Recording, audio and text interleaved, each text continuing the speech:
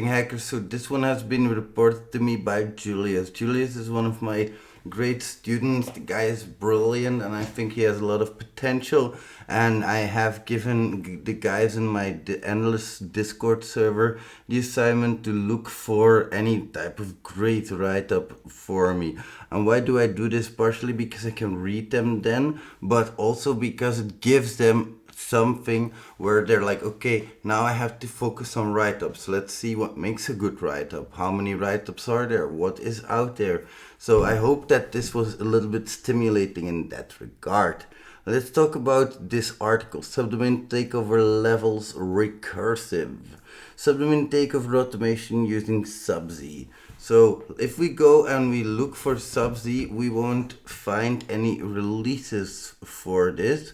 There are, if we scroll down here, some instructions. We can install it through Go, and this amazing hacker here had the same issue, but like he said here, we can just use this to install it. So basically here what we're doing is we're editing the bash source, exporting the Go path, exporting the Go root, then the path being this so he can use Go.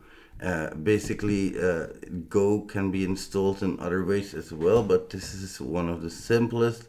You just install it through there, and then you have Go in your inventory, and you can install subz with Go. So from there on out, we just use the latest version. We can do that with the Go install /-v, and we can pick which version we want there. When we do that, we see something like here, Go downloading all of these files, then an internal unsafe header, byte order, and the Go arch coverage, RTCOV, and the internal CPU. Then when we copy this command here, subz-h, it should look something like this. We can confirm that with subz itself as well, where they say help, run, version, and then the flags. So an example of this we're going to go come across, but we have different options that I wanted to quickly highlight. --target sets single or multiple target subdomains, of course, something we need. We can run here, as it says, only required flag is either target or targets, so file name or just the target that we see here, separated. Concurrency is the number of concurrent checks, by default 10. Hide fails would be hiding the failed checks and invulnerable subdomains. Then we have HTTPS, if by default if the protocol is not defined on selected subdomains. And then --timeout, which of course, like the name says, it'll change the timeout of one of these tests. And then we have verify SSL. If set to true, it won't check the site with invalid SSLs.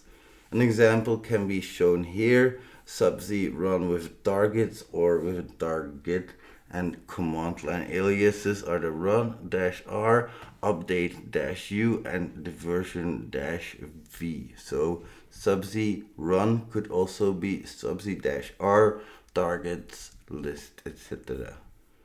Now let's collect those subdomains. First of all, we use SubFinder. SubFinder is a great tool. Let's go and look at SubFinder for a moment. Project Discovery made this, and I really am a big fan of Project Discovery. Shout out to the amazing hackers there. SubFinder is the subdomain discovery tool that returns valid subdomains for websites using passive online sources. This is subdomain enumeration. This isn't subdomain brute forcing. Brute forcing would take a list, just go through each and every one of them and see if that exists, yes or no. So you could even include SubFinder with some kind of brute forcing. So here we have made it to comply with all the used passive source licenses and usage restrictions. Passive model guarantees speed and stealthiness and can be leveraged by both penetration testers and bug bounty hunters alike. fast and powerful resolution with wildcard elimination modules, curated passive sources to maximize results, multiple output formats supported, and optimized for speed and lightweight on resources. Standard in and out support enables easy integration into workflows. That's a different article. So the first level subdomain is anything.domain.tld. We do a cut of the subdomains that we found with Subfinder, and we awk on that. The exact thing that's gonna come out of it is gonna look something like this. All of these subdomains, and we now know that was Tesla, sort -u into the subdomains, and we actually get a list like that. Then we have the second level subdomain, which is like here it says www.w3.domain.tld, for example.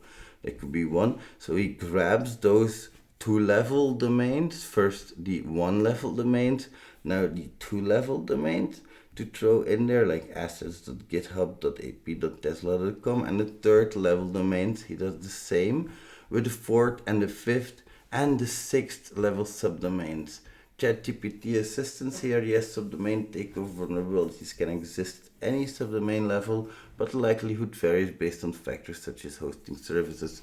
So he's just referencing ChatGPT here. Why can't takeover happen at any level? Subdomains at any level, second, third, fourth, etc., can point to external services like AWS S3, GitHub Pages, Azure, Heroku, and more. If the resource is deleted but the DNS record still exists, an attacker can claim it. CNAME and NS records misconfiguration at any level can lead to takeovers, and unclaimed SaaS integrations like Zen, DESC, Spotify, and HubSpot can lead to takeover even for deep subdomains. Second reference is some examples. Sub.example.com points to something like Shopify or Zendesk. If that service is removed but the DNS exists, an attacker can claim it. Same for third, same for fourth. So, key takeaways: yes, subdomain takeovers can occur at any level. Deeply nested subdomains are less frequently monitored, making them attractive targets. Bug bounty hunters should check all levels of subdomains for takeovers. Now comes Subsy into play. So he's going to run Subsy on a list of subdomains of a specific level. So here he will use first the subnode domains with the Subsy domains as output. So he pipes that into there through the grab the vulnerable results, cut Subsy domain.txt. Then he grabs the ones that are vulnerable, or at least not vulnerable. He removes those. Error, he removed those, and he is left with the vulnerable subdomains. It's only a potential subdomain takeover. It doesn't imply 100% proven subdomain takeover after all.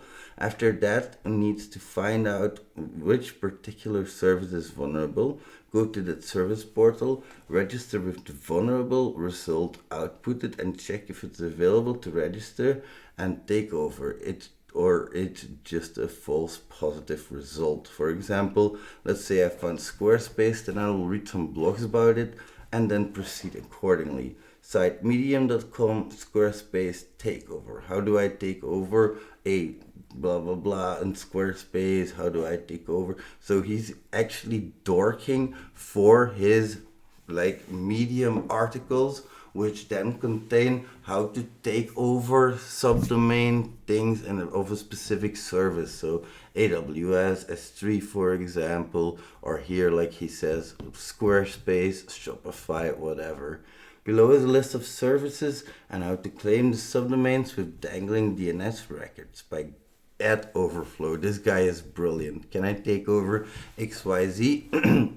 This is a great article by Ed. Here he goes over all of the different services and is it vulnerable or not to take over. We can see here the status vulnerable, verified or not by CI/CD, the domains and the fingerprint, as well as some discussions about it and documentation even. So this is a great resource. And then HackerOne bug hunting, I think that's just a list to his other articles. good job on this. This is a really nice article on subdomain takeover and how to easily automate that. A lot of the like sometimes these types of bugs aren't accepted, but it really shows you how you can, like, if you think a little bit outside of the box, you can set up together something really nice in terms of automation. It doesn't only have to be for subdomain takeover, especially these days with AI. You can set up so many really cool scripts that integrate with each other, or just think about Jenkins pipelines. You could very easily put this into a pipeline where you then just feed it. You just feed it your subdomain. Everything that happens here could be executed through Jenkins, and bam, you're done. That could be a very easy hunt. You just find then one or programs which accept subdomain takeover, and you might get yourself an easy bounty.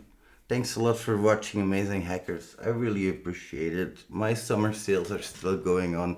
Go to thexssrat.com slash nothing. Yeah, just thexssrat.com, and there at the very top you'll see summer sales or sales. Click that and you can see a page where we have 80% of everything until the end of August. Thank you so much, ladies and gents. I'll see you in the next one. Bye, amazing rats.